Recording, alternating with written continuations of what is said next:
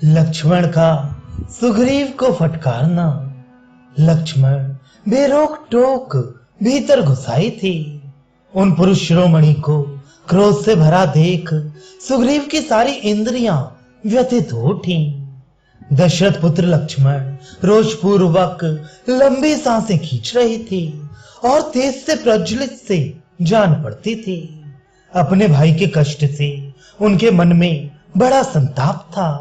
उन्हें सामने आया देख वानर शीर्ष सुग्रीव स्वर्ण का सिंहासन छोड़कर कूद पड़े, मानो देवराज इंद्र का भली भांति सजाया हुआ महान ध्वज आकाश से पृथ्वी पर उतर आया हो।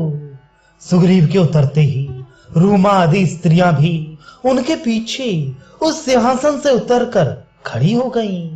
जैसे आकाश में पूर्ण चंद्रमा का उदय होने पर तारों के समुदाय भी उदित हो गए हों। श्री सुग्रीव के नेत्र मद से लाल हो रहे थे। वे टहलते हुए लक्ष्मण के पास आए और हाथ जोड़कर खड़े हो गए। लक्ष्मण वहां महान कल्प वृक्ष के समान स्थित थे। सुग्रीव के साथ उनकी पत्नी रूमा भी थी। वे स्त्रियों के बीच में खड़े होकर तारकाओं से घिरे हुए चंद्रमा की भांति शोभा पाती थी। उन्हें देखकर लक्ष्मण ने क्रोध पूर्वक कहा, वानर राज, धैर्यवान, कुलीन, दयालु, जितेंद्रिय और सत्यवादी राजा का ही संसार में आदर होता है। जो राजा अधर्म में स्थित होकर उपकारी मित्रों के सामने की हुई अपनी प्रतिज्ञा को झूठी कर देता है, उससे बढ़कर अत्यंत क्रूर कौन होगा। अश्वदान की प्रतिज्ञा करके उसकी पूर्ति न करने पर अश्वविष्यक असत्य नामक पाप होता है। ये पाप बन जाने पर मनुष्य 100 अश्वों की हत्या के पाप का भागी होता है।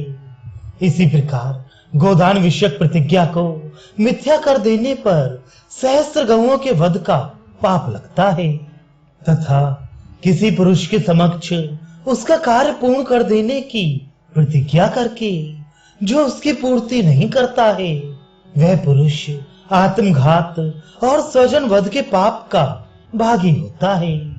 फिर जो परम पुरुष श्री राम के समक्ष की हुई प्रतिज्ञा को मिथ्या करता है, उसके पाप की कोई इयता नहीं हो सकती।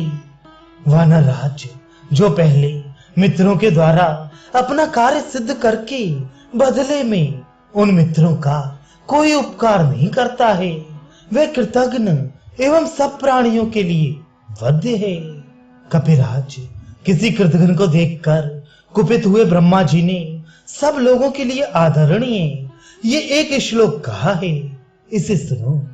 गौ हत्यारे, शराबी, चोर और व्रत भंग करने वाले पुरुष के लिए सत्पुरुषों ने प्रायश्चित का विधान किया है, किंतु कृतघ्न के उद्धार का कोई उपाय नहीं है। वानर, तुम अनार्य, कृतघ्न और मिथ्यावादी हो, क्योंकि श्री रामचंद्र जी की सहायता से तुमने पहले अपना काम तो बना लिया, किंतु जब उनके लिए सहायता करने का अवसर आया तब तुम कुछ नहीं करते। वानर, तुम्हारा मनोरथ सिद्ध हो चुका है, अतः अब तुम्हें प्रत्युपकार की इच्छा से श्री राम की पत्नी सीता की खोज के लिए प्रयत्न करना चाहिए। परंतु तुम्हारी दशा यह है कि अपनी प्रतिज्ञा को झूठी करके ग्राम्य भोगों में आसक्त हो रही हो। श्री रामचंद्र जी ये नहीं जानते हैं कि तुम मेढक की सी बोली बोलने वाले सर्प हो।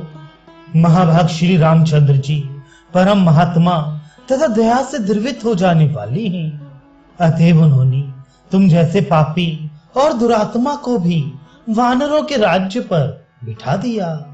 यदि तुम महात्मा रघुनाथ जी के किए हुए उपकार को नहीं समझोगे तो शीघ्र ही उनके तीखे बाणों से मारे जाकर वाली का दर्शन करोगे।